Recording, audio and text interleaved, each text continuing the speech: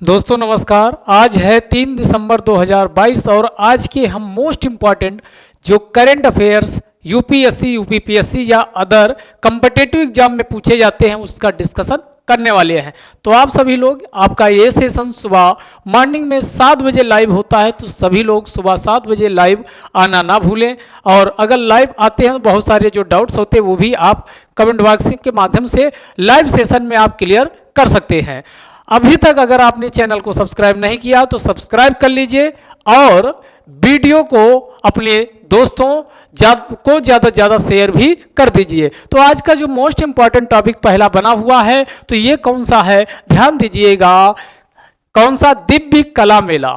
दिव्य कला मेला का अभी कहाँ उद्घाटन किया गया? तो ये नई दिल्ली में। पहला क्वेश्चन यही पूछेगा कि दिव्य कला का उद्घाटन कहाँ हुआ, तो आंसर क्या हो जाएगा? नई दिल्ली हो जाएगा। लेकिन अब ये दिव्य कला आखिरकार किसके लिए है, किसके विकास के लिए, किसके उत्थान के लिए या किसको मौका देने के लिए लाया गया है, ये हम जानने की कोशिश करते हैं। तो एक चीज ध्यान रखिएगा, यानी जो डिसेबल पर्सन होते थे इनको पहले क्या कहा जाता था? इनको विकलांग। इन्हें क्या कहा जाता था? इन्हें विकलांग कहा जाता था। लेकिन जो माननीय मोदी जी जब प्रधानमंत्री बनते हैं तो उसी के बाद इस शब्द में बदलाव किया जाता है और विकलांग की बजाय अब इन्हें क्या कहा जाने लगा? दिव्यांग कहा जाने लगा। क्योंकि विकलांग जो शब्द है ये निगेटिव सेंस को दर्शाता था। निगेटिव सेंस दर्शाने की वजह से उनके साथ कई प्रकार का सामाजिक भेदभाव भी होता था। इसी जो सामाजिक भेदभाव हो रहा था उसी से बचने के लिए और समाज के लोगों का जो एटीट्यूड है वो पॉजिटिव हो, इसीलिए कौन सा शब्द प्रयोग किया गया? दिव्यांग। और दिव्यांग का मतलब है कि जिनका शरीर का यानी प्रत्येक अंग अच्छे तरीके से काम नहीं कर रहा, किसी ना किसी अंग में क्या है, यानी कुछ ना कुछ कमी जरूर है, तो उसी को क्या कहा गया? दिव्यांग। अब आपका क्लियर हो चुका होगा, क्योंकि एक आम आदमी की भांति जो दिव्यांग जन होते हैं इनका जीवन नहीं होता। इन्हें कई प्रकार की सामाजिक, सबसे ज्यादा तो इनका जो समस्या इन्हें झेलनी पड़ती है उस सामाजिक स्तर पे। इसके अलावा पैसे रुपये आत्मनिर्भरता की भी इन्हें समस्या होती है, यानी इकोनॉमिक समस्या। तो इनके पास अपने खुद का कुछ ना कुछ आप देखिएगा इनके अंदर जरूर क्या होता है? दिव्य यानी दिव्यता छिपी होती है। इसी दिव्यता को निखारने के लिए उनके अंदर जो कुछ ना कुछ स्किल जरूर होती है, तो उस स्किल का प्रयोग करते हुए उनको मौका दिया जाए, पहले छोटा सा प्लेटफॉर्म उपलब्ध करवाया जाए। अगर उनके अंदर वो स्किल उभर कर आता है, निखर कर आता है, तो इन्हें जो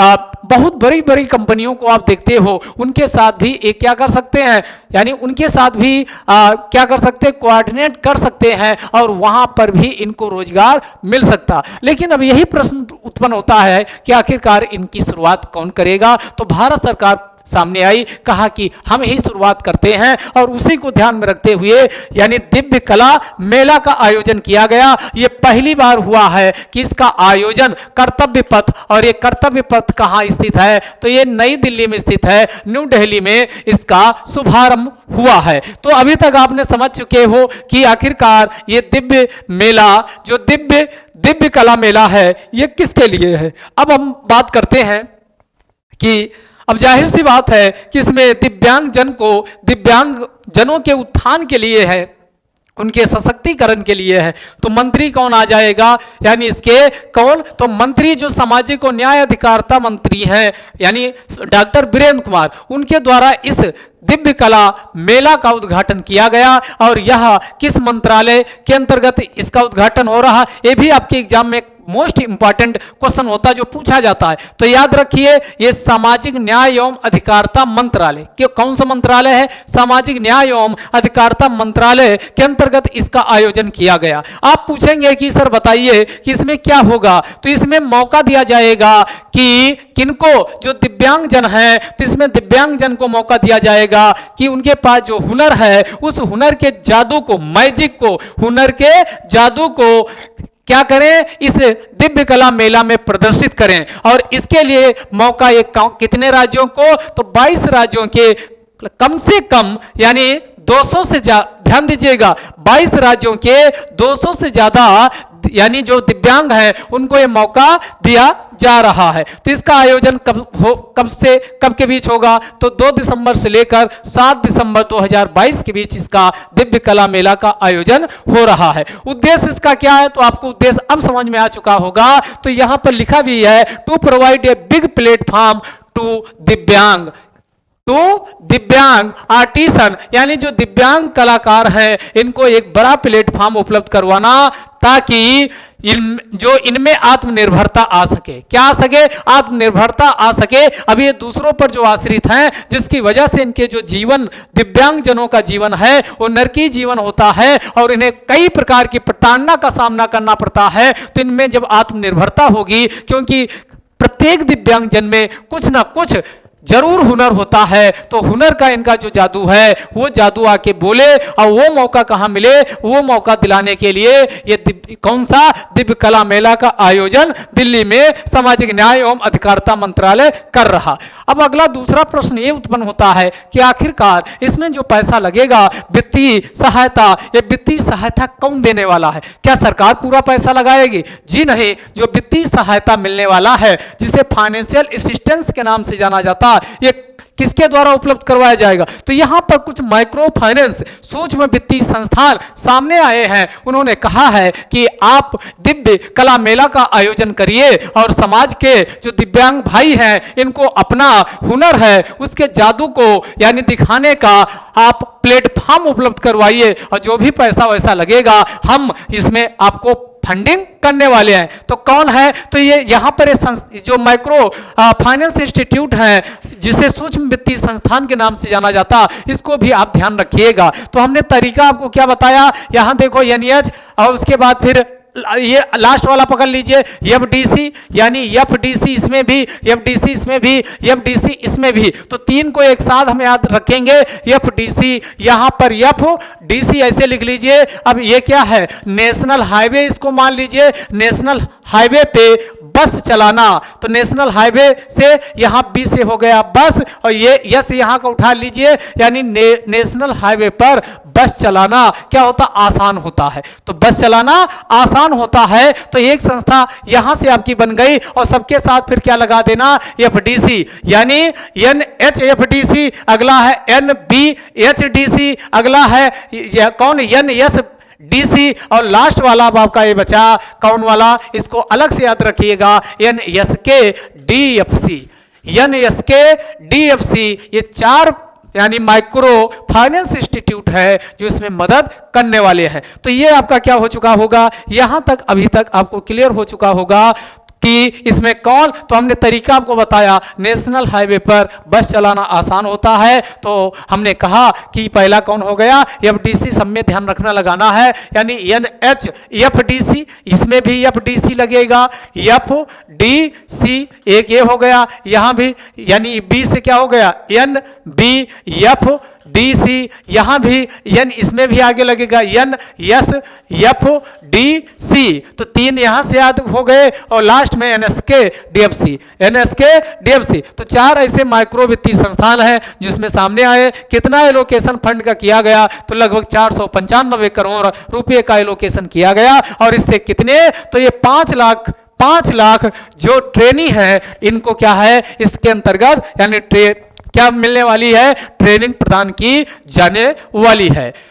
और यह सभी के लिए मेला, ये नहीं कि जितने भी सभी लोग आइए, जो दिव्यांग जन है वो तो वहां पर अपना हुनर दिखाएंगे, लेकिन इसके अलावा जो अन्य लोग हैं वो भी समाज के वहां मेले में जरूर उपस्थित हो। मेले में जाइए, और इसमें जो भी प्रोडक्ट बनाए हैं कौन? दिव्यांग कलाकार, उनके प्रोडक्ट को आप लोग क्या पहले देखिए, अगर समझ में आया तो उसको खरीदिए। अगर आप खरीदते हैं तो इसमें दिव्यांग जन भाई को एक अलग से मौका देते हैं। और इस प्रकार वोकल फॉर लोकल की जो भारत सरकार की प्रयास है वो भी आगे बढ़ता जाएगा, और सभी को अपने स्वदेशीकरण को आगे बढ़ावा देने के लिए और समाज के प्रत्येक वर्ग के उत्थान व विकास के लिए जरूर इस मेले में जाना चाहिए। और यहाँ जो दिव्यांग जन भाई अपने प्रोडक्ट बनाए हैं उनको जरूर खरीदना चाहिए और उनको प्रमोट भी करना चाहिए। तो ये आपका, आप ऐसे एग्जाम्पल जब भी सामाजिक न्याय वाला टॉपिक आए कि सामाजिक, आपका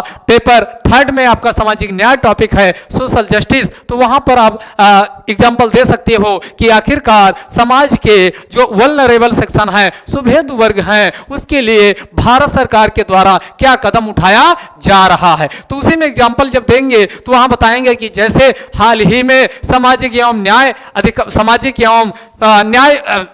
एवं अधिकारिता मंत्रालय के द्वारा नई दिल्ली में क्या, किसका आयोजन किया गया? दिव्य कला मेला का आयोजन किया गया है, जो किसको दर्शाता? यह दर्शाता है कि सरकार कितनी कंसर्न है किसके लिए? दिव्यांग जन के उत्थान व विकास के लिए, या समाज के जो वल्नरेबल वर्ग हैं, क्लासेज हैं, ग्रुप्स हैं, उनके हितों को आगे ले जाने के लिए सरकार पूरी तरीके से प्रतिबद्ध है। तो वहां पर जब एग्जाम्पल आप देते हैं तो जरूर आपका आंसर क्या होता है? मॉडिफिकेशन आपके आंसर में होता है। अगला ये एक टॉपिक है, कंप्लीट हुआ। अब आप इसका जहां जहां जरूरत हो, निबंध में हो, निबंध में इसका प्रयोग करिए। भाई करंट अफेयर्स का पढ़ने का मतलब है कि उसका आपका मल्टीपल जगह यूज करना आना चाहिए। प्रीलिम्स में तो क्वेश्चन पूछेगा ही पूछेगा, और प्रीलिम्स के अलावा जो क्वेश्चन आप फर्स्ट पेपर में भी पूछा जा सकता है, सोशल इश्यूज वाले जो मुद्दे हैं वहां पर भी इस एग्जाम्पल को डाल सकते हो, निबंध में भी डाल सकते हो। जिनका ऑप्शनल सोशियोलॉजी है वहां पर डाला जा सकता है। तो ये जहां जहां जरूरत हो वहां आप इसको, इस एग्जाम्पल को आप इस्तेमाल कर सकते हैं। और लेटेस्ट से लेटेस्ट जब एग्जाम्पल के साथ चीजों को रिलेट करते हो तो आपका आंसर भी दूसरों से एक तो अलग होता है, और दूसरा वैल्यू एडिशन भी और सब्सटेंशिएट भी होता है। ये भी पता चलता है कि आप अपने ज्ञान को क्या कर रहे हो, तो आसपास के पर्यावरण से आप इंटीग्रेट भी कर पा रहे हो। और आज के प्रशासनिक जो अधिकारी की जरूरत भी इसी चीज की है कि वो अपने ज्ञान को केवल दिमाग में ही न रखें, बल्कि आसपास की चीजों के साथ को रिलेट भी कर पाए। अगला जो दूसरा टॉपिक है ये मोस्ट इंपॉर्टेंट कहा जाएगा, और इस टॉपिक का नाम क्या है? यानी टॉपिक है national commission for backward classes. इसी को हिंदी में क्या कहा जाता? बैकवर्ड क्लासेज, यानी पिछड़े वर्गों के लिए राष्ट्रीय आयोग। इसे हिंदी में क्या कहा जाता? पिछड़े वर्ग के लिए कौन सा आयोग? तो ये कौन सा आयोग? राष्ट्रीय आयोग। तो ये मोस्ट इंपॉर्टेंट है, राष्ट्रीय आयोग। जैसे आपको इसके पहले बताए थे नेशनल कमीशन फॉर एससी, यानी अनुसूचित जाति आयोग, national commission for ST set यानी अनुसूचित जनजाति आयोग। तो ये दो आयोग ऑलरेडी हम डिस्कस कर चुके हैं। आज चूंकि ये national commission for backward class ये आपका चर्चा में इसलिए बना क्योंकि इसके जो चेयरपर्सन यानी अध्यक्ष साहब है वो क्या उनकी नियुक्ति की गई है, जिनका नाम क्या है? तो जिनका नाम श्री हंसराज गंगा राम अहीर, श्री हंसराज गंगा राम अहीर इसके क्या बनाए गए? अध्यक्ष बनाए गए। इसलिए एक बार फिर से national commission for backward classes ये चर्चा पर चर्चा का विषय बना। तो हमें ये प्रीलिम्स के लिए तो ये इंपॉर्टेंट है ही, और साथ में ये मेंस में आपके जो स्टैट्यूटरी व कॉन्स्टिट्यूशनल संवैधानिक व सांविधिक आयोग आपके सिलेबस में लिखा हुआ वहां पर भी क्वेश्चन पूछा जाता है। तो अभी तक इसके पिछले वाले अगर डेली बेसिस पे आप करंट अफेयर्स फॉलो करते हैं, यकीन मानिए प्री में तो आपको क्वेश्चन मिलने ही वाला है। बहुत सारा क्वेश्चन हम मेंस का भी साथ में यानी करते हुए चलते हैं। अब इसमें जो ये पहले इनकी हम बेसिक जानकारी ले लेते हैं। जो अभी अध्यक्ष साहब ये बने हैं कौन? तो हमने कहा अहीर। कौन अहीर? तो आप गंगाराम अहीर साहब। तो ये आपका हंसराज गंगाराम अहीर इसके अध्यक्ष बने। तो ये क्वेश्चन पूछेगा। अगला ये कहां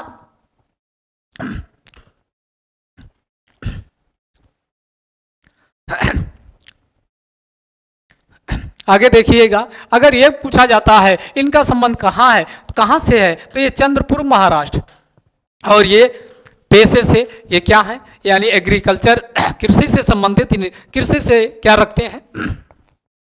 ताल्लुक रखते हैं। और ये चंद्रपुर से ही चंद्रपुर से ही कितनी बार, एक दो नहीं 4 बार एमपी रह चुके हैं, एमएलसी भी रह चुके हैं। और जो स्टैंडिंग कमेटी पार्लियामेंट की होती है उसके सदस्य के साथ साथ यानी ये मेंबर भी रह चुके हैं। स्टैंडिंग कमेटी के कई स्टैंडिंग कमेटी के सदस्य रहे हैं, साथ में ये अध्यक्ष रहे हैं किसकी, parliament standing committee on coal and steel, कोयला और स्टील से संबंधित जो संसदीय समिति होती है उसके अध्यक्ष भी रह चुके हैं। और इसके बाद 2016वीं लोकसभा में ये रसायन और उर्वरक के क्या थे, तो ये राज्य मंत्री थे। यानी एक कैबिनेट मंत्री होता और कैबिनेट मंत्री के नीचे फिर क्या होता है, राज्य मंत्री। तो ये राज्य मंत्री भी 16वीं लोकसभा यानी पिछली लोकसभा में ये रसायन और उर्वरक राज्य मंत्री भी रहे। इसके अलावा ये होम अफेयर्स यानी गृह मंत्रालय के राज्य मंत्री भी, संघीय राज्य मंत्री भी रह चुके। तो ये तो बेसिक जानकारी हुई किसके बारे में, यानी ये जो आपका अहिर साहब थे जो अध्यक्ष बने हैं। इससे भी ज्यादा इंपॉर्टेंट है आपका national commission for backward class, यानी national commission for backward class यानी पिछड़ा वर्ग को रिजर्वेशन देने के लिए या इनका आरक्षण देने के लिए, क्योंकि ये भी समाज का एक पिछड़ा वर्ग था। तो इसी के लिए प्रयास, जब भारत 1947 में आजाद हुआ तो इसके लिए प्रयास तभी से होना शुरू हुआ। अगर हम पीछे ऐतिहासिक बैकग्राउंड में जाते हैं तो सबसे पहले यानी पिछड़े वर्गों का आकलन करने के लिए कि क्या इन्हें वास्तव में रिजर्वेशन की जरूरत है, विशेष इनके लिए प्रोविजन किए जाने की जरूरत है, तो इसके लिए सबसे पहले 1953 में किसकी अध्यक्षता में, काका कलेलकर, किसकी अध्यक्षता में, काका कलेलकर, 1953 में काका कलेलकर की अध्यक्षता में एक आयोग का गठन किया गया जिसे पहला ओबीसी आयोग के नाम से भी जाना जाता है। इसके द्वारा यही पता लगाना था कि ऐसे कौन से जाति या समुदाय या वर्ग हैं जिसको ओबीसी में अन्य पिछड़ा वर्ग में शामिल किया जाए और उसे रिजर्वेशन दिए जाने की यानी प्रयास किया जाए। लेकिन वही राजनीति चल रही थी जिसकी जो सिफारिशें आई वो लागू नहीं हो पाती। आगे चल करके यानी 1979 में एक और आयोग बनता है जिसे दूसरा ओबीसी आयोग या इसी को मंडल कमीशन के नाम से जाना जाता। तो ये बीपी मंडल, किसकी अध्यक्षता में, बीपी मंडल की अध्यक्षता में एक दूसरा आयोग बना। तो ये सेकेंड ओबीसी आयोग था। कौन सा, 1979 में 1979 में एक दूसरा ओबीसी आयोग का गठन किया जाता है। तो दूसरा ओबीसी आयोग का गठन भी हो चुका, उसकी भी सिफारिशें आती है, लेकिन उस दौरान क्या हो जाती है, फिर सत्ता परिवर्तन हो जाता है। क्योंकि ये जब बना तो किसकी, मोरारजी देसाई जनता पार्टी की सरकार थी, लेकिन 1980 में इंदिरा गांधी की एक बार फिर से वापसी होती है और ये ठंडे बस्ते में चला जाता है। यानी कुल मिलाकर के अभी ये आरक्षण वाला कोई प्रावधान लागू नहीं हो पाता। फिर अंततः प्रयास किसके द्वारा किया जाता है, आगे चल करके यानी किसकी, विश्वनाथ प्रताप सिंह की सरकार बनती है और उसी के बाद 1990 के दशक में इसी ओबीसी जो ये आपका सेकेंड बीपी मंडल कमीशन बना था इसको सुप्रीम कोर्ट में चैलेंज किया जाता है। जब सुप्रीम कोर्ट में चैलेंज किया जाता है तो ये आपका एक केस ध्यान रखिएगा, इसी केस को किस नाम से जाना जाता, इंदिरा साहनीवाद। इंदिरा साहनीवाद किस नाम से जाना जाता, इंदिरा साहनीवाद। ये 1992 का है। इंदिरा साहनीवाद के यानी साहनीवाद में जो आरक्षण दिया गया था ओबीसी को 27% का रिजर्वेशन, किसका, 27% का रिजर्वेशन यानी कौन, तो ये आपका ध्यान दीजिएगा, विश्वनाथ प्रताप सिंह के द्वारा किसका, तो ये 27% जो ओबीसी आरक्षण दिया गया था इसको चैलेंज किया गया था। इसमें जो इंदिरा साहनी केस में सुप्रीम कोर्ट का क्या रवैया रहता, तो इसको संवैधानिक मानती है और इसको कहती है कि इसके लिए ओबीसी के उत्थान के लिए कौन सी जातियों को 27% में शामिल किया जाए और कौन किसको हटाया जाए, इसके लिए एक संवैधानिक आयोग सरकार को गठित किया जाए यानी करना चाहिए। तो ये 92 का है। तो जाहिर सी बात है कि national commission for backward class स्थापित होगा तो 1992 के पहले नहीं होगा, उसके बाद होगा। तो ये इसीलिए आप देखोगे यहां पर आपका लिखा भी है कि जो ये national commission for backward class अधिनियम एक्ट कब का, 1993 का ये है और इसी 1993 के अंतर्गत इसे 2 अप्रैल 1993 कब, तो मूल रूप से जो ओबीसी आयोग बना जिसे एनसीबीसी के नाम से जाना जाता है, national commission for backward class के नाम से जाना जाता, तो ये 2 अप्रैल 1993 1993 में इसकी स्थापना की जाती है। इसकी स्थापना की जाती, लेकिन ये बात क्या है, बात है कि इसमें इसकी स्थापना हो चुकी, लेकिन इसमें कई बार क्या किया गया है, समय समय पर संशोधन किया गया। लास्ट जो संशोधन हुआ ये 8वां संशोधन था। ये भी पूछा जाए कौन सा संशोधन था जो अभी संवैधानिक दर्जा दे दिया। असल में इसे संसद के अधिनियम से बना था, तो जो 1993 में 1993 में आयोग बना था, एक प्रकार का स्टैट्यूटरी कमीशन था, जिसे किस नाम से जाना जाता, यानी सांविधिक आयोग के नाम से जाना जाता है। यानी संविधान में इसे संवैधानिक दर्जा नहीं दिया गया था। जैसे इसके पहले यानी national commission for SC, national commission for ST, इनको संवैधानिक दर्जा दिया जा चुका था। जब संवैधानिक दर्जा नहीं मिलता तो इनके पास शक्तियां भी कम होती हैं और कार्य करने का इनका जो एरिया होता वो भी डिफाइन नहीं होता। सरकार के निर्देशन पर, सरकार के डायरेक्शन पर आपको कार्य करना होता है, यानी आप इसमें आयोग को। तो ये आपका जो 8 बार इसमें संशोधन हुआ और लास्ट 2017 की बात है। 2017 1 2 3 कौन सा 1 2 3, तो 2017 में 1 2 3 यानी 123वां ये बिल है, विधेयक है। तो दोनों क्वेश्चन आपके पूछा जाए कि कौन सा बिल और कौन सा अधिनियम, तो बिल होता है लोकसभा में पेश किया गया, राज्यसभा पारित, फिर राष्ट्रपति के पास जाता है और जब राष्ट्रपति अपनी सहमति दे देते हैं तो जो विधेयक था वो किसका शक्ल ले लेता, अधिनियम का शक्ल ले लेता है, अधिनियम में परिवर्तित हो जाता। तो ये इसीलिए कई बार क्या होते, कई बिल पास नहीं हो पाते, वो लैप्स कर जाते हैं, तो बिल की संख्या ज्यादा होती, उसकी बनस्पत यानी अधिनियम की संख्या कम होती है। तो ये 123 नंबर का विधेयक यानी पार्लियामेंट में प्रस्तुत किया जाता, ये लोकसभा राज्यसभा से पारित होकर राष्ट्रपति के पास जाता, राष्ट्रपति अपनी सहमति दे देते हैं और देने के बाद फिर ये कौन सा अधिनियम बना, तो ये 102वां 102 संविधान संशोधन बनता है और ये 2018 कब, 2018 में ये राष्ट्रपति, अगस्त 2018 की बात है, तो अगस्त 2018 में राष्ट्रपति अपनी सहमति दे देते हैं और इस प्रकार यहां पर डेट लिखिए 8 लिखा, 14/8/2018 कब राष्ट्रपति अपनी सहमति दिए थे, ये भी आप ध्यान रखिएगा। तो इसकी स्थापना भले ये आपका कब 2 अप्रैल को हुई थी, लेकिन ये 14 अगस्त 2018 को राष्ट्रपति अपनी सहमति दे देते और इस प्रकार संविधान में एक नया अनुच्छेद शामिल होता है 338 आप कहेंगे 338 में क्यों नहीं रखा गया, ध्यान दीजिएगा 338 में एससी कमीशन है, 338 ए में कौन सा कमीशन है, एसटी कमीशन है, तो 338 बी में इसको क्या किया गया, यानी इसको रखा जाता है। इस प्रकार ओबीसी आयोग को क्या संवैधानिक दर्जा दे दिया जाता है, संवैधानिक दर्जा दे दिया जाता। अब ओबीसी आयोग का गठन हुआ तो आपके मन में भी यह प्रश्न चल रहा होगा कि ओबीसी आयोग के संबंध में ये सुप्रीम कोर्ट डायरेक्शन दिया, इतना सब हुआ, तो ये क्या कहीं संविधान में कोई आर्टिकल कहीं पर लिखा हुआ था ऐसा करने के लिए, तो जी हाँ एक आर्टिकल है 340। कौन सा आर्टिकल है, 340 अनुच्छेद 340 में साफ साफ प्रेसिडेंट ऑफ इंडिया, महामहिम भारत के राष्ट्रपति के पास ये पावर है या उनको क्या जिम्मेदारी दी गई है कि उनके द्वारा एक आयोग का गठन किया जाएगा जो सामाजिक एवं शैक्षणिक, यहां ध्यान दीजिएगा आर्थिक नहीं, आर्थिक आधार नहीं बताया गया, socially and educationally backward classes की पहचान करेंगे, यानी उसके परीक्षण के लिए कि समाज का कौन सा वर्ग है जो सोशली, सामाजिक रूप से, एजुकेशनली, शैक्षणिक रूप से बैकवर्ड है, पिछड़ा हुआ है। तो इसका इसी आर्टिकल 340 के अंतर्गत किसको ये पावर मिली हुई है, तो महामहिम भारत के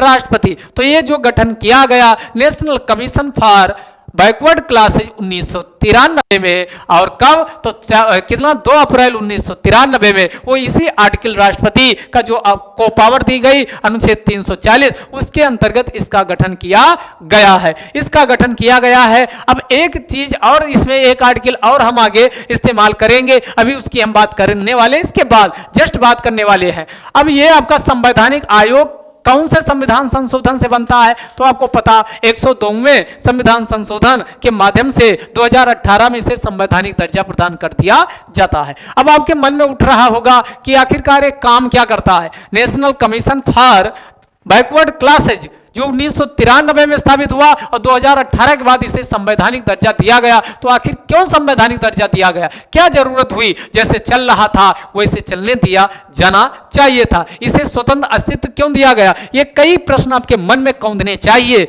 अगर ये प्रश्न उठ रहे हैं तो इसी का जवाब हम आगे अभी पाने की कोशिश कर रहे हैं। असल में जो ये national commission for backward classes था, ये किस मंत्रालय के अंतर्गत आता था? तो ये आपका है नेशनल कमीशन फॉर शेड्यूल। जो नेशनल कमीशन फॉर शेड्यूल यानी अनुच्छेद 338 ए के अंतर्गत जो ये नेशनल कमीशन, कौन सा नेशनल कमीशन अनुच्छेद कौन हो गया? 338 तो नेशनल कमीशन फॉर शेड्यूल यानी अनुच्छेद 338 में इसके यानी किस मंत्रालय के अंतर्गत रखा गया था? तो ये रखा गया था एससी कमीशन यानी अनुसूचित जाति आयोग के अंतर्गत ये ओबीसी आयोग था। और उसके द्वारा क्या किया जाता था? उसके द्वारा यहां भारत में कौन सी ओबीसी में आएगी, कौन सी नहीं, उसके द्वारा डायरेक्शन, उसके द्वारा निरीक्षण, एग्जामिन, ये सब काम किए जाते थे। तो कई बार क्या होता है, प्रीजुडिस होके भी उस पर आरोप लगे कि वो सही से काम नहीं कर पा रहा या समय से उसका जो असेसमेंट है वो भी नहीं हो पाता है। तो ये सारी समस्याएं, क्योंकि दो जिम्मेदारी जब अपने एससी और साथ में ओबीसी दोनों की मिल गई तो दिक्कत तो होना ही है। तो इसीलिए फिर क्या प्रयास किया जाता है? अब ये 2018 में इसका क्यों ये परिवर्तन किया गया, क्यों संवैधानिक दर्जा दिया गया, ये बात समझ में आ चुकी होगी। अगर इसकी हम संरचना की बात करते हैं, किसकी बात करते हैं? संरचना की बात करते हैं। तो संरचना में इसमें क्या, इसकी क्या है? बहुसदस्यीय, ये क्या है? एक आयोग है। कितने सदस्य होते? 5, जिनमें से एक इसका अध्यक्ष होता है, एक क्या होता है? इसका उपाध्यक्ष होता है, 2 हो गए, और 3 अन्य मेंबर इसमें क्या किए जाते हैं? यानी नियुक्त किए जाते, जो सेक्रेटरी रैंक के होते हैं। सचिव रैंक के 3 अन्य सदस्य इसमें नियुक्त किए जाते हैं। भारत सरकार का जो सेक्रेटरी का पद होता उसी के समतुल्य जो अन्य 3 मेंबर होते उनकी नियुक्ति की जाती। टोटल इसमें 5 मेंबर होते, एक अध्यक्ष, एक उपाध्यक्ष, 3 अन्य सदस्यों की नियुक्ति की जाती। कार्यकाल की बात करें, ये सब कितने? तो 3 साल। इसके अध्यक्ष जो होता है, अध्यक्ष 3 साल के लिए नियुक्त किया जाता है। कितने साल के लिए? 3 साल के लिए अध्यक्ष नियुक्त किया जाता है। इसके अलावा इसकी जो ध्यान दीजिएगा, अध्यक्ष सदस्यों, अध्यक्ष, उपाध्यक्ष व अन्य सदस्यों की वेतन भत्ता ये कौन तय करता है? कितनी सैलरी क्या मिलेगी? तो महामहिम भारत के राष्ट्रपति को एक पावर दी गई कि उनके द्वारा तय किया जाता है, उनके द्वारा तय किया जाता। इस बात को भी आप ध्यान रखिएगा। अगला, आगे हम बात करते हैं कि क्या इनके फंक्शन और इनके पास national commission for backward classes, national commission for backward classes का कार्य क्या है, कौन कौन से इनकी जिम्मेदारी दी गई, क्या क्या कार्य दिए गए, ये भी हम क्या है समझने की कोशिश करते हैं। तो इसमें ध्यान दीजिएगा, ये क्या करता? कंसीडरेशन, विचार करता है of inclusion in and exclusion from the list of the communities notified as backward for the purpose of job reservation. आप कहेंगे सर कुछ समझ में नहीं आया, तो हम समझाने के लिए तो आपके सामने आए हुए हैं। तो आप ध्यान दीजिएगा, यानी किस ध्यान से समझिएगा, यानी किसको, किस समुदाय को ओबीसी में शामिल किया जाए, और शामिल किया जाना इंक्लूजन कहलाता है। और जो फर्जी तरीके से शामिल हो चुका है उसको बाहर का रास्ता दिखाया जाना एक्सक्लूजन कहलाता है। तो ओबीसी आयोग का ये काम है, इस पे ये शामिल नहीं करता। ये ध्यान से समझिएगा, क्वेश्चन यही गलत होता, उस पर विचार करता है, और विचार करके फिर रिपोर्ट किसको सौंपता है? महामहिम भारत के राष्ट्रपति के पास सौंपता है, और फिर महामहिम राष्ट्रपति के द्वारा एक और इसमें यानी जो बदलाव किया गया, तो एक तो आर्टिकल 338B इसमें बदलाव किया गया, और एक नया यानी इसको आर्टिकल संविधान में शामिल किया गया, एक अनुच्छेद 342 कैपिटल ए को भी शामिल किया गया। 342 यहां जो अब ये पॉइंट लिखा, इसी से हम सीधे को रिलेट करने वाले हैं। तो 342 एक अनुच्छेद नया शामिल किया गया और 338 भी शामिल किया गया, यानी संवैधानिक दर्जा दिया गया तो नया आर्टिकल होगा ही होगा। तो कौन सा समुदाय ओबीसी में आएगा और कौन गलत तरीके से शामिल हो गया उसे बाहर का रास्ता दिखाया जाना चाहिए, यानी समावेशन व बहिष्करण। बहिष्करण का मतलब बाहर करना, तो ये आपका काम कौन है, इस पे विचार करता है कौन, national commission for backward class. तो ये पहला काम है। अब इसमें मान लो विचार करने के बाद रिपोर्ट सौंपेगा तो कौन जिम्मेदार है कि कौन सा समुदाय ओबीसी में शामिल किया जाए और किसको बाहर का रास्ता दिखाया जाए, ये है महामहिम आर्टिकल 342 कैपिटल ए। ये किसको जिम्मेदारी देता है, तो ये राष्ट्रपति को। किसको, ये राष्ट्रपति। तो ध्यान दीजिएगा, भारत के राष्ट्रपति के पास ये पावर मिली है कि भारत का राष्ट्रपति तय करता है कि कौन सा समुदाय ओबीसी में आएगा और कौन सा नहीं आएगा। तो ये महामहिम भारत के राष्ट्रपति के पास ये पावर है। तो अब इसी पावर में अभी बदलाव किया गया, यानी एक और करंट वाला डेवलपमेंट हम इसमें देखें तो ये 342 के अंतर्गत जो भारत के राष्ट्रपति के पास ये पावर मिली थी कि इसके द्वारा तय किया जाता था कि किसको ओबीसी में शामिल किया जाए, किसको नहीं। अब क्या कर दिया गया, यानी केंद्र सरकार अभी तक केवल तय करती थी किसी राज्य विशेष में कि कौन ओबीसी में आएगा कौन सा नहीं, ये लिस्ट कौन जारी करती थी, यानी केंद्र सरकार। लेकिन इसके लिए 105वां एक करंट का लेटेस्ट से लेटेस्ट डेवलपमेंट आपको यहां लिंक कर रहे हैं। 105वां संविधान संशोधन किया गया और 105वें संविधान संशोधन के माध्यम से जो ये 342 ए है इसी में परिवर्तन किया गया और अब कह दिया गया कि राज्य सरकार भी, यानी केंद्र सरकार तो ये जारी करती ही थी, अब कहा गया राज्य सरकार, जो राज्य सरकार होगी राज्य सरकार के द्वारा भी अपनी यानी ओबीसी लिस्ट यानी कौन समुदाय को ओबीसी में शामिल किया जाए, किसको बाहर का रास्ता दिखाया जाए, ये तय कर सकती है। तो ये भी आप ध्यान रखिएगा, जो आपका 105वां यह भी ये सबसे लेटेस्ट यही संविधान संशोधन अधिनियम हुआ। तो 105वां संविधान संशोधन का संबंध इसी 102 के साथ है। इस बात का भी आप बिल्कुल दिमाग में क्लियर कट रखिएगा। वर्तमान स्थिति यह है कि ओबीसी में कौन समुदाय आएगा कौन निकलेगा, ये केंद्र सरकार के पास तो पावर है ही, साथ में राज्य सरकार को भी अथराइज कर दिया गया है कि वो भी अपनी ओबीसी लिस्ट जारी कर सकती है। बात समझ में आई। इसके अलावा इसके पास मान लो पावर, जब ये संविधान संशोधन किया गया तो पावर तो आएगी। कौन सी पावर है, सिविल कोर्ट की। इसके पास कौन, दीवानी न्यायालय का मतलब हुआ कि जरूरत हुई किसी भी व्यक्ति को समन जारी किया भेजा जा सकता है, किसी को भी कोई भी कार्यालय किसी भी मंत्रालय विभाग से कोई भी साक्ष्य मांगा जा सकता है, किसी भी व्यक्ति को या संस्था के रिप्रेजेंटेटिव को अगर जरूरत हुई तो उसे उपस्थित होने के लिए भी कहा जा सकता और उससे पूछताछ भी की जा सकती। अगर इस प्रकार की किसी को पावर दे दी जाती है तो इसी को क्या कहा जाता, सिविल। तो सिविल कोर्ट के समान इससे पावर दी गई है। तो ये अच्छी बात है कि नहीं, तो ये अच्छी बात है। अगला है ग्रीवेंस, कोई शिकायत है, राइट्स अधिकार है, सेफगार्ड रक्षा उपाय। अगर बैकवर्ड क्लास से संबंधित हैं तो हमने कहा कि 102वां संविधान संशोधन क्यों किया गया, क्योंकि इसके पहले एक काम कौन, national commission for scheduled caste यानी अनुसूचित जाति आयोग के द्वारा कोई भी ग्रीवेंस आप शिकायत सीधे वहां आयोग में नहीं, ये आयोग कौन था, यानी इसके लिए ओबीसी के लिए अलग से आयोग नहीं था बल्कि national commission for schedule caste वाला जो आयोग था अनुसूचित जाति आयोग, उसी के द्वारा शिकायत का समाधान, अधिकारों संबंधित मुद्दा या फिर रक्षा उपाय से संबंधित क्या प्रगति की गई, ये सब काम देखता था। यही काम अब स्वतंत्र रूप से किसको सौंप दे दिया गया, तो 102वें संविधान संशोधन के माध्यम से नेशनल कमीशन फॉर किसको, बैकवर्ड क्लास को सौंपा गया। अब ये जो बैकवर्ड क्लास है अब इसके पास पावर आ गई कि जो national commission for backward class यानी राष्ट्रीय national commission for backward class पिछड़े वर्गों के लिए राष्ट्रीय आयोग का जो गठन किया गया,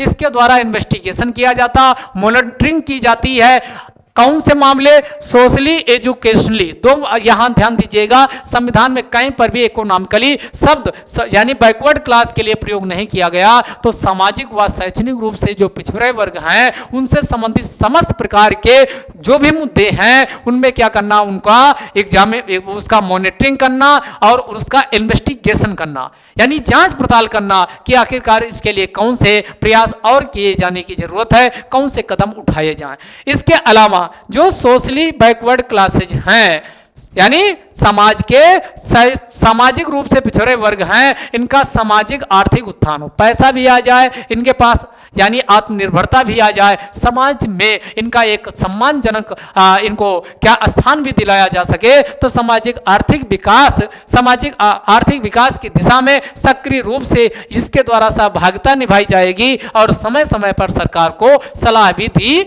जाती है। तो ये इसका दूसरा काम हो गया। तीसरा, इसके द्वारा जो भी रिपोर्ट तैयार की जाती है जो पिछड़े वर्ग से संबंधित है, उस रिपोर्ट को संसद के पटल पर, किसके पटल पे, तो पार्लियामेंट, संसद के पटल पर भारत का राष्ट्रपति, यहां भी ध्यान दीजिएगा किसके द्वारा रखवाया जाता, भारत के राष्ट्रपति। अगर संबंधित कोई राज्य है, अगर कोई संबंधित राज्य है, वहां से संबंधित कोई मुद्दा है, अगर संबंधित राज्य भी संलग्न है, वो भी संबंधित कोई मुद्दा है, तो वहां की भी राज्य विधानमंडल, कहां ध्यान दीजिएगा, राज्य विधानमंडल के पटल पर भी यह जो पिछड़े वर्ग के लिए राष्ट्रीय आयोग है, इसकी जो रिपोर्ट है इसको रखवाया जाता है। सबसे लास्ट में इसका और काम क्या है, तो अब ये तो हो गए कि सलाह देने वाले काम।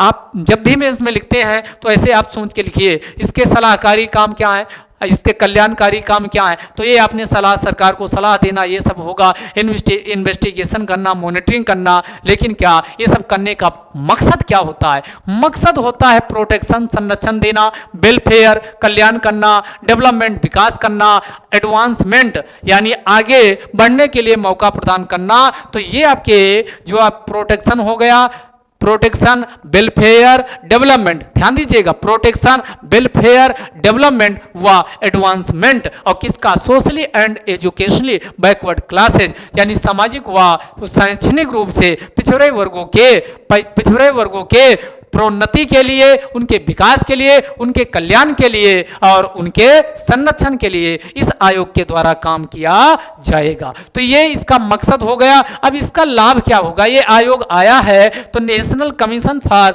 बैकवर्ड क्लास का महत्व क्या, महत्व पूछे मतलब लाभ बताना है। तो इसमें सामाजिक व शैक्षिक रूप से जो पिछड़े वर्ग हैं उनको क्या होगा, न्याय, यानी अभी तक उनके साथ जो प्रताड़ना की गई, उनकी जो यानी उनकी अवहेलना की गई, उनके लिए भी अब सरकार क्या होगी, एक सतर्क रूप में एक्टिवली सक्रियता दिखाएगी और इनके द्वारा प्रयास सरकार के द्वारा किसके लिए, जो सामाजिक व शैक्षणिक रूप से पिछड़े वर्ग हैं उनका क्या किया जाएगा, उनके जो मुद्दे हैं, इनके जो चिंताएं, कंसर्न हैं, इसको भी संबोधित किया जाएगा और इस प्रकार इनको सामाजिक न्याय, सोशल जस्टिस भी प्राप्त हो सकेगी। तो ये भी इससे फायदा होने वाला है। अगला इससे और क्या फायदा होगा, तो ये अब किसके समान बना दिया गया, यानी national commission for schedule caste, national commission for schedule tribes, जो राष्ट्रीय यानी जातीय आयोग व राष्ट्रीय जनजातीय आयोग था उसके समान इसको समान पावर दे दी गई और अलग से एक आर्टिकल 338 भी आपने देखा, इसको शामिल कर लिया गया। सबसे अच्छी बात, इससे महिला सशक्तिकरण भी होगा क्योंकि एक महिला सदस्यता की अनिवार्यता भी इसमें स्वीकार की गई है। इस प्रकार ये क्या होगा, सहायक होगा बैकवर्ड क्लास पीपुल, जो पिछड़े वर्ग के लोग हैं उनको, उनके साथ जो एट्रोसिटी होती है, उनके साथ जो गलत बर्ताव होता है, इसको समाप्त करने में, उससे लड़ने में सहायक होगा और उन्हें क्या करेगा, जल्दी, यानी अभी तक बहुत समय लग जाता था तो इन्हें त्वरित न्याय भी इसके माध्यम से, national commission for backward class के माध्यम से इन्हें न्याय प्रदान किया जा सकेगा। तो ये आपका इससे महत्व इसका आपने जान लिया। अब इसकी प्रासंगिकता या महत्व आ जाए तो जो पॉइंट हमने अभी बताया, यही सारे पॉइंट आपको क्या है, धर के छापाना है। यहां तक क्लियर, किसी का कोई डाउट, कोई क्वेश्चन नहीं होना चाहिए और अच्छे से आप समझ भी चुके होंगे। अब चुनौतियां क्या है, तो चुनौतियां क्या है, national commission for backward class की समझ इतना सब अच्छा है, तो क्या ये वाकई में अच्छा है, क्या चुनौतियां हैं, तो उन चुनौतियों की हम बात कर लेते हैं। एक तो राज्य जो गवर्नमेंट, स्टेट गवर्नमेंट सरकार है, ये कहा गया 27% रिजर्वेशन दिया जाएगा, लेकिन अभी तक कई सरकारें ऐसी हैं जहां पर 27% का रिजर्वेशन दिया ही नहीं गया। दूसरा, 100 एक सर्वे किया गया, 100 में से केवल 7 ऐसे टीचर सेंट्रल यूनिवर्सिटी में मिले हैं जो हायर एजुकेशन सेंट्रल यूनिवर्सिटी में, कहां, ओबीसी एससी एसटी समुदाय से। सोचिए 100 में से 27% रिजर्वेशन ओबीसी का देने के बावजूद और साथ में 15% एससी, 7.5% एसटी, उसके बावजूद 100 में से 7 कैंडिडेट जो टीचर्स हैं, अध्यापक हैं, वो किससे संबंधित हैं? ओबीसी, एससी, एसटी से। ये चिंता का विषय है कि अभी भी यानी इनका उत्थान या उनका सशक्तिकरण के लिए जो ये लाया गया था वो पूरी तरीके से क्या सक्सेस नहीं हो पाया। इसके अलावा ये तो हो गई सेंट्रल यूनिवर्सिटी की, लेकिन जब हम कहाँ की बात करते हैं, यस यानी सुप्रीम कोर्ट, हाई कोर्ट में देखते हैं तो ओबीसी, एससी, एसटी की तो बात ही छोड़ दीजिए, ओबीसी का भी जो रिप्रेजेंटेटिव है या कोई भी जज नगण्य है, बहुत ना के बराबर इनकी संख्या देखी जाती है। दूसरा ये तो हो गया। अब सरकार के लिए पर चूंकि ये national commission for backward class अगर कोई सलाह भी देता है तो सरकार पर बाध्यकारी नहीं, सरकार चाहे तो माने चाहे तो ना माने, तो इसकी सिफारिशें क्या होती, सरकार पर बाध्यकारी नहीं होती हैं। तो ये भी आपका इसमें क्या है, लूप होल्स है। अगला है कि इसके पास स्टाफ और फंडिंग की हमेशा कमी रहती है, समय पर पैसा नहीं मिल पाता, स्टाफ भी अंडर स्टाफ चलता है, और इसके बाद इसमें वोट बैंक की पॉलिटिक्स बहुत अच्छे चलती, और इस प्रकार जो national commission for backward class को भी सरकार के इशारों पर काम करना होता, और फिर कई बार सरकार के दबाव में जिन जातियों को नहीं भी शामिल किया जाना चाहिए उसे भी वोट बैंक राजनीति की वजह से उसे लिस्ट में शामिल करना पड़ता है। तो ये सब चुनौतियां हैं। इन चुनौतियों का वे फॉरवर्ड क्या है, तो जो चुनौतियां हैं यानी किसी भी कीमत पर क्या नहीं होनी चाहिए, वोट बैंक की राजनीति की बजाय वैल्यू बेस्ड पॉलिटिक्स को बढ़ावा देना चाहिए राजनेताओं को। और वाकई में जो सामाजिक व शैक्षणिक रूप से पिछड़े वर्ग हैं उनको जरूर रिजर्वेशन मिलना चाहिए, क्योंकि अगर इनको रिजर्वेशन नहीं दिया गया तो ये पहले से पिछड़े हैं और पिछड़ते चले जाएंगे, जिससे समाज में जो अमीर और गरीब के बीच की खाई है वो पटने की बजाय और बढ़ती चली जाएगी। और इस प्रकार समावेशन, सामाजिक समावेशन और सामाजिक न्याय की जो सरकार प्रयास लगातार कर रही है, और किसी भी समावेशी विकास के लिए ये क्या होते हैं, फंडामेंटल एलिमेंट होते हैं, वो भी क्या होगा, बाधित होता रहेगा। तो ये सब वे फॉरवर्ड में आप लिख सकते हो। अंत में एक अच्छा सा कंक्लूजन। कुल मिलाकर के आज एक टॉपिक आपका अच्छे से कवर हो गया। अब हम कुछ क्वेश्चन ऐसे उठाते हैं जो आपके एग्जाम के लिए क्या होते हैं, यानी रैपिड फायर की तरह होते हैं, इंफॉर्मेटिव होते हैं, लेकिन एग्जाम में भर भर के क्वेश्चन पूछे जाते हैं, और इनका इस्तेमाल हम ऑप्शन एलिमिनेशन के लिए यूपीएससी में और साथ में अदर स्टेट पीसीएस में डायरेक्ट क्वेश्चन आते हैं, और मेंस में भी जब हमको एग्जांपल दे रहे होते हैं तो वहां पर भी इनका इस्तेमाल कर सकते हैं। अब आइए इसमें अभी क्या मनाया गया, तो ये आपका ध्यान दीजिएगा, international day of person with disability. वही है दिव्यांगता के लिए, जो ग्रस्त दिव्यांगता जन्य जो दिव्यांग जन है उनके लिए अंतर्राष्ट्रीय स्तर पर जो एक क्या दिवस मनाया जाता है, ये कब, 3 दिसंबर को मनाया गया। और भारत में ये किसके द्वारा, तो इस समय महामहिम कौन है, राष्ट्रपति श्रीमती द्रौपदी मुर्मू, ये चीफ गेस्ट थी। नई दिल्ली में इसका आयोजन किया गया, और किसके द्वारा, तो अभी दिव्यांग जन वहां भी आया, यहाँ भी। अब एक साथ को रिलेट कर सकते हो, जाहिर सी बात है वही सामाजिक न्याय एवं अधिकारिता मंत्रालय। तो सामाजिक न्याय एवं अधिकारिता मंत्रालय के द्वारा यानी ये आयोजन मनाया, ये दिवस मनाया गया है। अब इसमें हम बात कर लेते हैं, किसकी बात कर लेते हैं कि क्या इनके लिए जो दिव्यांगजन है, अब पहला वाला टॉपिक को यहाँ वाला एक में मिला दीजिए, आपका क्या पूरा का पूरा कंप्लीट हो जाएगा। तो भारत में सरकार के द्वारा समय समय पर क्या किए गए, अधिनियम पारित किए गए हैं। सबसे पहले पर्सन विद डिसेबिलिटी एक्ट कब आता है, 1995, और 7 ऐसे एरिया हैं जो आइडेंटिफाई किए जाते जो डिसेबिलिटी यानी विकलांगता या दिव्यांगता को दर्शाते थे। लेकिन 2016 में इनका क्या किया जाता, यानी संशोधन किया जाता है इसी person with disability act. Person with disability act जो 1995 था, उसमें संशोधन करके 2016 में एक नया अधिनियम यानी लाया गया, जिसे rights of person with disability यानी पर्सन विद डिसेबिलिटी एक्ट तो पहले से था। ये राइट्स, इनके अधिकारों की बात की गई, इनके अधिकारों के रूप में माना गया कि इनको क्या अधिकार, और इस अधिनियम में जो 7 संख्या थी पहले किसकी, दिव्यांगता की, वो बढ़ा करके 21 कर दिया गया। और इनका रिजर्वेशन भी क्या, यानी 3% रिजर्वेशन भी यानी आरक्षण देने की भी बात को स्वीकार किया गया। तो ये परिवर्तन किया गया है। इसके अलावा दिव्यांगजन के लिए भारत सरकार ये बताइएगा सुगम्य भारत, मेंस में क्वेश्चन आ चुका है, सुगम भारत अभियान भी लेके आई। अब आपको बताना है कि सुगम्य भारत अभियान ये जो लाया गया यानी पर्सन विद डिसेबिलिटी जो दिव्यांगजन है इनके लिए लाया गया, ये कब लाया गया, ये सन में बताना है। ये सुगम्य भारत अभियान कब का है, उसका उद्देश्य समझ चुके होंगे। इन्हीं जो दिव्यांगजन है इनका सशक्तिकरण, इनका विकास और इनका उत्थान करना प्रमुख उद्देश्य है। तो यहां तक आपकी चीजें समझ में आ चुकी होंगी। अगर जो international day for person with disability की बात करें तो ये 2022 की थीम क्या है, तो ये लंबी सी थीम लिखी, इसको देख लीजिए, transformative solution for inclusive development, यानी समावेशी विकास के लिए रूपांतरणकारी समाधान, द रोल ऑफ इनोवेशन, नवाचार की भूमिका in the fuelling and accessible and equitable world, यानी एक समतामूलक विश्व बनाया जाए और जिसमें समावेशी विकास हो सके, यानी कोई भी दिव्यांग या विकलांगजन इससे उसको अवहेलना का शिकार ना होना पड़े। तो ये ध्यान 2022 की थीम भी आप ध्यान रखिएगा। अब अगला इन्वायरमेंटल क्वेश्चन की ओर चलते हैं और अगले इन्वायरमेंटल क्वेश्चन में चूंकि आपके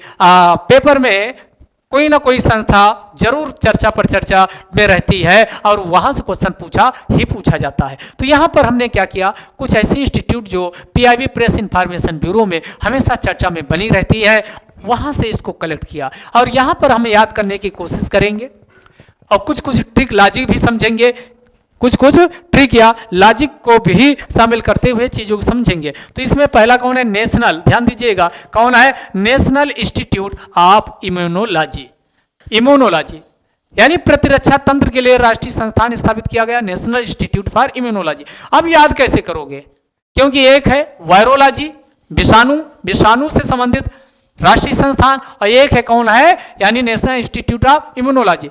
दिल्ली में दिल्ली सबसे प्रदूषित राजधानी है और दिल्ली में जो भी रहने जाएगा उसका प्रतिरक्षा तंत्र चौपट, यानी वो क्या हो जाता, खराब। तो इससे आपका क्या हो गया, याद हो गया कौन, नेशनल इंस्टीट्यूट ऑफ इम्यूनोलॉजी पूछा जाए तो ये कहाँ स्थित है, दिल्ली, नई दिल्ली में स्थित है। कहाँ स्थित है, नई दिल्ली में स्थित है। और दूसरा कौन, नेशनल इंस्टीट्यूट ऑफ वायरोलॉजी पूछा जाए तो वायरोलॉजी पुणे महाराष्ट्र में है। नेशनल इंस्टीट्यूट ऑफ वायरोलॉजी पूछा जाए तो वायरोलॉजी कहाँ है, तो वायरोलॉजी हमने क्या बताया, महाराष्ट्र में। कहाँ, महाराष्ट्र के पुणे में है। तो दोनों क्वेश्चन अलग अलग, वायरस से संबंधित अध्ययन वायरोलॉजी कहलाता है, तो ये national institute of virology Pune Maharashtra में है। लेकिन इम्यूनोलॉजी वाला पूछे तो आप क्या कहेंगे, नेशनल इंस्टीट्यूट कौन सा, ऑफ इम्यूनोलॉजी, ये कहाँ है, नई दिल्ली में है। तो ये दो याद हो गए, अब गलती मत करिएगा। अगला हम नेशनल एग्री फूड का मतलब कृषि से संबंधित जो फूड प्रोडक्ट होते हैं उससे संबंधित जो बायोटेक्नोलॉजी होती, ये इंस्टीट्यूट कहाँ है, मोहाली। और ये मोहाली कहाँ, पंजाब में। कहाँ है, मोहाली पंजाब में। मोहाली पंजाब में। तो नेशनल एग्री फूड, आप देखेंगे हरित क्रांति हुई तो उसका सबसे ज्यादा फायदा कौन, पंजाब और हरियाणा जैसे राज्यों ने उठाया। तो जाहिर सी बात है वहीं पर जो एग्री फूड बायोटेक्नोलॉजी इंस्टीट्यूट सबसे ज्यादा मैकेनाइज्ड तरीके से, यांत्रिक तरीके से जो खेती होती है वो कहाँ होती है, ये होती है पंजाब में। तो इसलिए पंजाब में ही होगा national institute, national agri food biotechnology institute. National agri food biotechnology institute पूछे तो ये मोहाली पंजाब में है। अगला आपका पूछा जा सकता है, ये ध्यान से समझिएगा, ट्रांसनेशनल, कौन सा, transnational health science and transnational health science and technology institute पूछे तो यही हरियाणा फरीदाबाद में स्थित है। कौन, हेल्थ साइंस से संबंधित, क्योंकि आप देखोगे जितने भी कुश्ती पहलवान होते हैं ये कहाँ के, यानी कुश्ती या पहलवानी करने के लिए जितने भी आप देखते हो वो सब हरियाणा के हैं।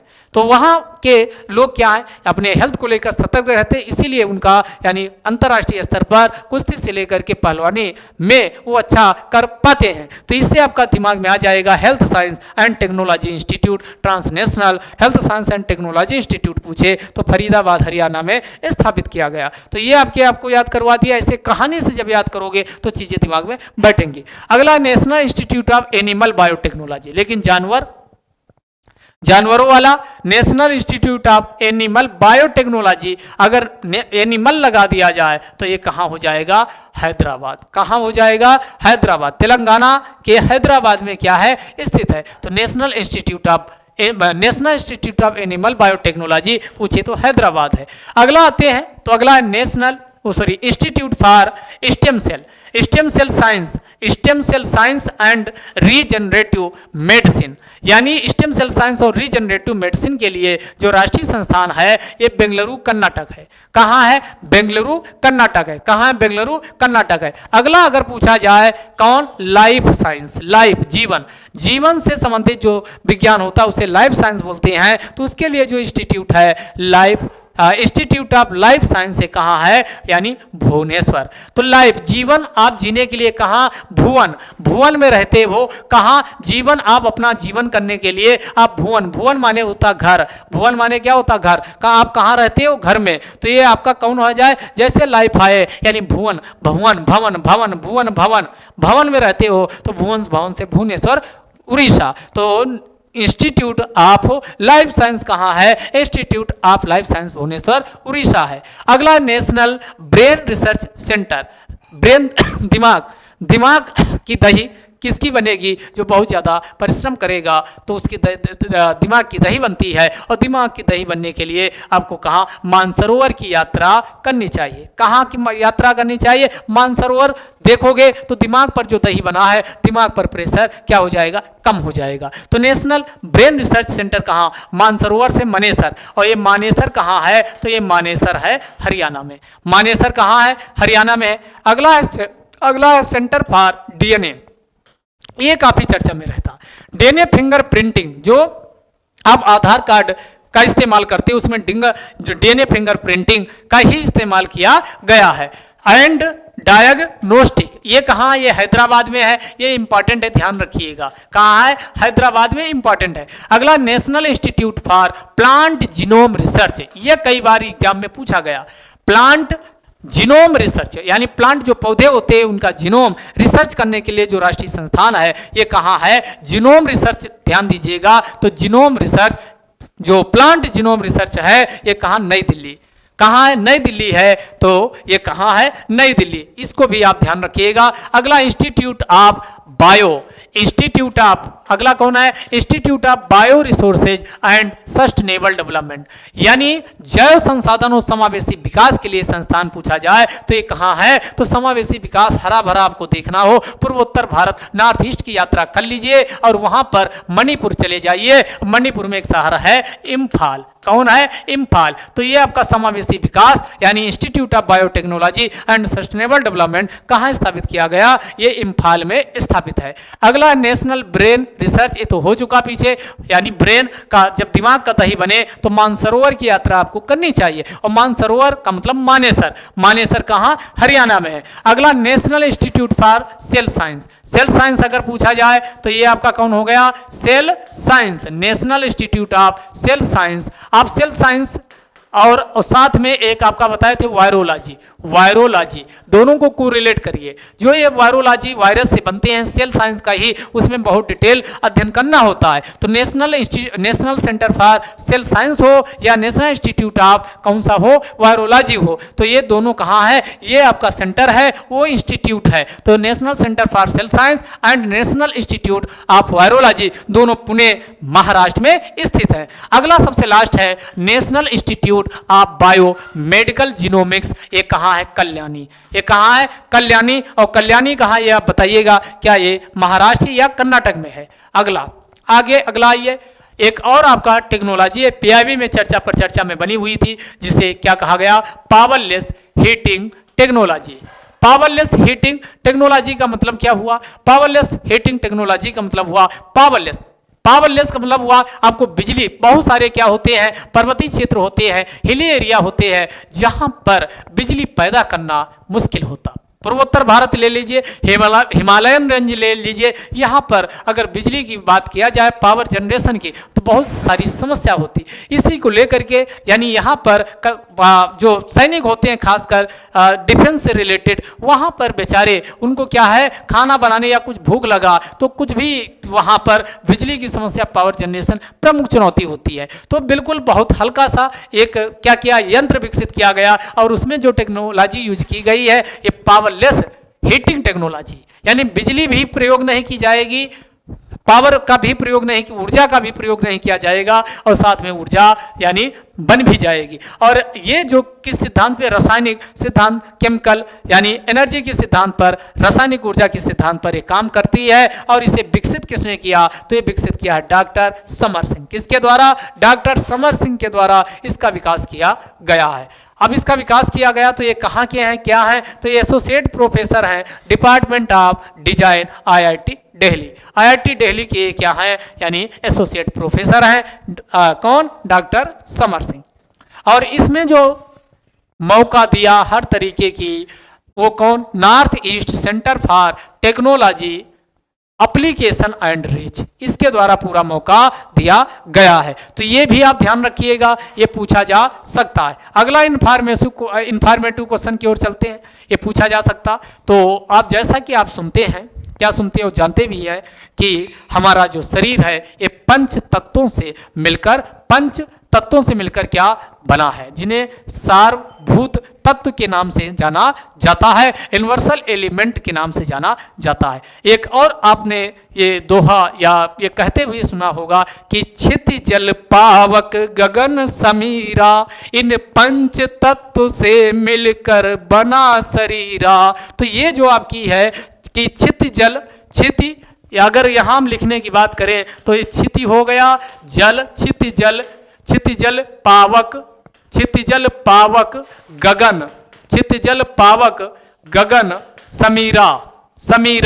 तो ये कौन होगा, क्षिति माने क्या हो, क्षितिजल पावक, क्षिति माने होती क्या, पृथ्वी, क्षिति माने पृथ्वी, जल आप जानी गए, पावक माने क्या होता, आग, पावक माने आग, और गगन माने क्या होता है, आकाश, गगन माने क्या होता, आकाश, और समीर माने क्या होती, हवा। तो जो ये पांच हवा, या इसको क्या लिख लीजिए, वायु, पंच तत्व, इन्हीं को क्या कहा जाता, पंच तत्व, यानी क्षिति जल पावक गगन समीरा, इन पंच तत्व से मिलकर बना शरीरा। तो ये जो हमारा ये पंच तत्व है, इसी पर अब नेशनल स्तर पे एक यूथ कॉन्फ्रेंस, इनमें से जो वायु को ध्यान में रखते हुए, यानी जो जीवन के लिए क्या, जीवनदायिनी प्राणदायिनी जिसे कहा जाता, तो जीवनदायिनी प्राणदायिनी वायु को लेकर के एक जागरूकता लोगों में आए, और एक जागरूकता आए और लोग इससे क्या है, यानी चीजें जान पाए। इसी के लिए एक क्या किया गया, नेशनल यूथ कॉन्फ्रेंस का आयोजन किया गया। वायु, इसके पहले एक और आपका आयोजन हो चुका, वो आप बताइएगा वो कहां पर हुआ, और ये दूसरा वायु पे हुआ है। तो ये आपका वायु, और वहां से उड़ीसा, वायु कहां, उड़ीसा में वायु उड़ती है, चलती है, उड़ने का मतलब चलती है, तो वायु कहां, उड़ीसा में। तो वायु से संबंधित जो ये नेशनल यूथ कॉन्फ्रेंस का आयोजन किया गया, ये उड़ीसा में, और इसका संबोधन कौन किए हैं, तो इसका श्री अश्विनी कुमार चौबे के द्वारा यहाँ पर चीफ गेस्ट के रूप में शामिल हुए और यहाँ पर संबोधन किया गया है। अगला ये चर्चा में फिर बना हुआ था, APIB में ही चर्चा में बना हुआ है, तो कौन है, सृजन पोर्टल का मतलब क्या हुआ, तो ये सृजन पोर्टल है क्या, तो ये सृजन यानी कौन सा, ये पूछा जा सकता, ये कौन सा पोर्टल है, तो ये आपके सामने है सृजन पोर्टल। तो सृजन पोर्टल पहला यही होता कि ये लॉन्च कब किया गया, तो ये अभी जल्दी लाया गया, इसलिए इंपॉर्टेंट है, 14 अगस्त 2020 को। कब ये लॉन्च किया गया, 14 फरवरी नहीं, यहाँ पर कोई यहाँ वैलेंटाइन डे नहीं मनाया जाना है। यहाँ पर सृजन का मतलब क्या हुआ, नई चीजें क्या है, सृजित होंगी, और सृजित कैसे होंगी, जब आपका क्या होगा, भारत अपना क्या करेगा, यानी आत्मनिर्भर बनेगा रक्षा के क्षेत्र में। तो आत्मनिर्भर भारत अभियान जो चल रहा, उसी की दिशा में इसे लॉन्च किया गया है। और इसमें जो देशीकरण, अपनी स्वदेशीकरण, अपनी खुद की क्या हो, यानी टेक्नोलॉजी हो हमारे पास रक्षा के क्षेत्र में, उसके लिए, और हम सेल्फ रिलायबल हो पाए, आत्मनिर्भर हो पाए, इसी को ध्यान में रखते हुए 14 अगस्त 2020 को एक पोर्टल लॉन्च किया गया, कौन? सृजन पोर्टल। अब मिनिस्ट्री अपने आप आपको पता चल चुकी होगी, मिनिस्ट्री ऑफ डिफेंस रक्षा मंत्रालय के द्वारा इसे लॉन्च किया गया है, जिसका उद्देश्य क्या है? रक्षा के क्षेत्र में कौन सा? आत्मनिर्भरता हासिल करना, वो भी कैसे? तो ये आत्मनिर्भरता कब आएगी? इंडिजेनाइजेशन, इंडिजेनाइजेशन स्वदेशीकरण से क्या आएगी? आत्मनिर्भरता। इस प्रकार यह सृजन पोर्टल वन स्टॉप शॉप है। एक स्टॉप का मतलब एक प्लेटफॉर्म पे आ जाइए और आपको हर तरीके की सुविधाएं उपलब्ध करवा दी जाएंगी। ये online portal that provides access to the vendors, जो वेंडर्स को क्या करता? मौका प्रदान करता है to take up items that can be taken up for the indigenization, जो स्वदेशीकरण के लिए क्या है? स्वदेशीकरण के लिए जिनका इस्तेमाल किया जा सकता है, उनका वेंडर्स को मौका देता है ये एक प्लेटफॉर्म पर वो हमें और अपना यहाँ पर जो उनके पास उत्पाद हैं उनको मुहैया कराएं। इस प्रकार इसमें जो इंडस्ट्री पार्टनर हैं उनको भी क्या करेगा? हेल्प करेगा, और प्राइवेट सेक्टर भी सामने आ सकेगा, और भारत में जो रक्षा क्षेत्र है उसमें अपना यानी विकास, देश के विकास में रक्षा के क्षेत्र में अपना भी योगदान दे सकेगा। तो ये आपका कौन था? सृजन पोर्टल। सृजन पोर्टल भी क्लियर हो चुका, कोई डाउट नहीं होना चाहिए। तो अगला हम इसमें देखते हैं, अगला ये भी इंपॉर्टेंट है, जिसका नाम क्या है? स्वर धरोहर त्योहार।